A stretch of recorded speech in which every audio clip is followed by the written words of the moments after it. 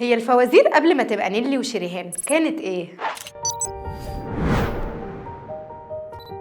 فوازير رمضان واللي كانت فقرة أساسية بعد الفطار في رمضان بأغانيها ورقصاتها وشكلها المبهر. مش هتصدق إنها في البداية كانت بس بتتذاع في الراديو في رمضان. بدأت الفوازير سنة 1956 في الراديو اللي كانت بتقدمها الإعلامية أمال فهمي، لكن بقى لما ظهر التلفزيون سنة 60 والناس بدأت ترتبط بيه طلعت فوازير رمضان، بس مش بالشكل الاستعراضي اللي احنا متعودين عليه، وكانت فوازير اسمها على رأي المثل، لحد ما ظهرت فوازير شكلها قريب من الفوازير اللي اتعودنا عليها واللي كان بيقدمها ثلاثي أضواء المسرح، لحد ما ظهرت فوازير نيلي. وبدأ بالنسبة للجمهور شكل الفوازير يبقى مختلف، حاجة مبهجة كده بنشوفها في رمضان. بعدها بقى ظهر فطوطة وشريهان لحد ما بقت الفوازير يعني نيلي وشريهان. وبعدها طلع فوازير لفنانين تانيين كتير زي نادين ووائل نور في فوازير جيران الهنا، إلا إن مقارنة الجمهور بين أي فوازير وفوازير نيلي وشريهان كان بيظلم أي حد يحاول حتى يجرب، لكن في النهاية احنا برضو وحشنا نيلي وشريهان. فتخيل كده لو عملنا النهاردة فوازير رمضان، مين ممكن تبقى نجمة الفوازير؟